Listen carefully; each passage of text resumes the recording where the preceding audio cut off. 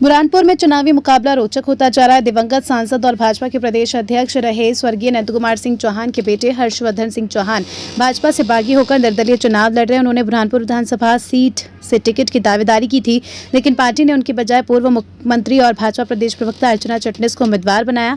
क्षेत्रीय जनता के कहने पर हर्षवर्धन सिंह चौहान ने मैदान संभाला, जिन्हें जनता का साथ मिल रहा है। वैसे विधानसभा चुनाव चतुर्कोणीय मुकाबला होते जा रहा है, जिसमें कांग्रेस से सुरेंद्र सिंह शेरा, भाजपा से अर्चना चिटनिस और नफीस मंशा खान चुनाव लड़ रहे हैं।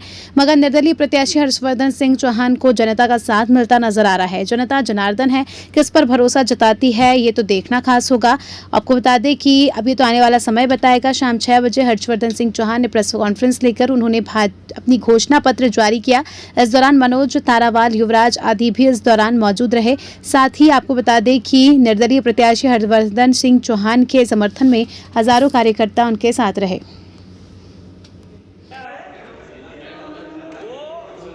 विशेष रूप से फिर कह रहा हूं, मेरे युवा साथियों को ध्यान में रखते हुए लाया है।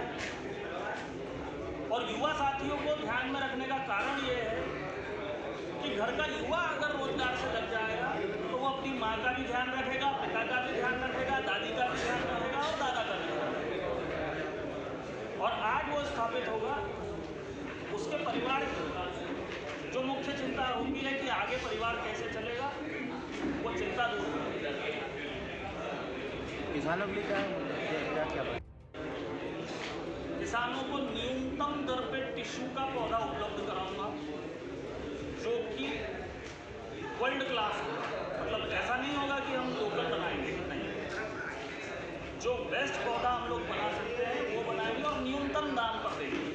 लगभग वही, अभी चूंकि उसकी बारीकियां नहीं निकाली है, जो करने वाले हैं उन्होंने निकाल रखी, पर मुझे जो लागत होगी उसी लागत में हम लोग किसानों को अपने परिवार का पौधा उपलब्ध कराएंगे बिना वायरस बिना वायरस, जो कि वहाँ एक लैब हम किसानों के लिए और जो काम कर रहे हैं, उस लैब में ये जांच की जाएगी किसी प्रकार का कोई वायरस तो नहीं है। उद्योग के आपके परिवार से कितने एकड़ जमीन?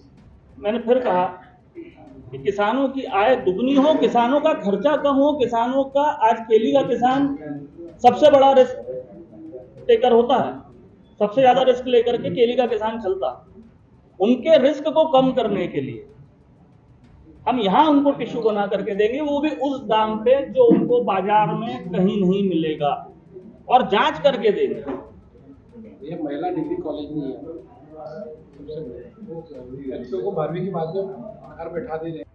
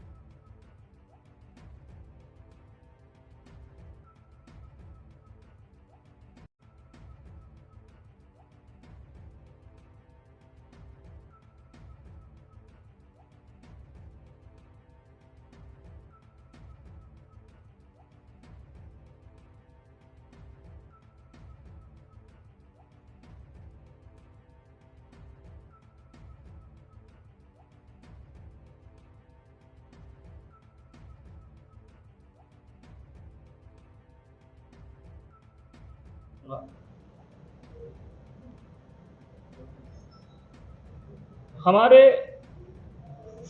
शहर में सड़कों की स्थिति सभी के सामने है। सड़कों के लिए कुछ व्यवस्था हम करने वाले हैं कि सड़कें हमारे यहाँ कुछ इस प्रकार से बने जो लंबे समय तक टिके। किसानों के लिए या कृषक बनने वाले बच्चों के लिए या कृषि से संबंधित क्षेत्र में रुचि रखने वाले बच्चों के लिए मेरा एक प्रयास रहेगा कि कृषि महाविद्यालय बुरहानपुर लाया जाए। इसके साथ ही जो बच्चे गरीब परिवारों से हैं और वो कॉम्पिटिटिव एग्जाम की तैयारी करना चाहते हैं, यूपीएससी हो या कोई भी अन्य कॉम्पिटिटिव एग्जाम की तैयारी करना चाहते हैं, उनके लिए भी, जो गरीब परिवारों से हैं और पढ़ने में अच्छे हैं,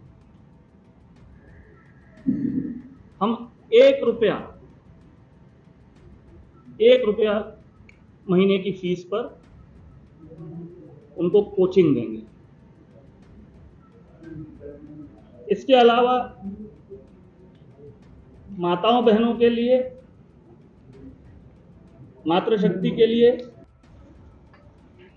मेरे विधानसभा क्षेत्र में बड़े पैमाने पर केली की खेती होती है। मेरे क्षेत्र का हर किसान, लगभग हर किसान केली की खेती करता है। उनके लिए भी पूज्य पिताजी के नाम से, स्वर्गीय नंद कुमार सिंह चौहान जी के नाम से एक लेबोरेटरी में अपनी निजी भूमि पर, अपनी पारिवारिक निजी भूमि पर विधायक बनने के बाद खोलूंगा, जिससे 2 फायदे होंगे। एक तो उस लेबोरेटरी में हमारे द्वारा टिश्यू का पौधा तैयार किया जाएगा, जो कि न्यूनतम से न्यूनतम दर पे हम किसानों को उपलब्ध कराएंगे। वो भी प्रयास है। ये चीज भी मैं ऐड करूंगा मेरे इसमें, जो आपने कही, ये चीज भी मैं ऐड करूंगा। भाई साहब, आप निर्दलीय उम्मीदवार हैं और आप ये जो मैनिफेस्टो जारी कर रहे हैं, इसको प्रदेश लेवल पर किसके पास आप उनको लागू करवाएंगे और किससे मिलेंगे? भूमि मेरे परिवार की। नहीं, जो मैनिफेस्टो जारी किए कर रहे हैं आप, ये प्रदेश लेवल पर आप किसके पास, किस सरकार के पास आप ये अपील करोगे इसको? अरे मैं फिर कह रहा हूँ ना, घर आ जाओ।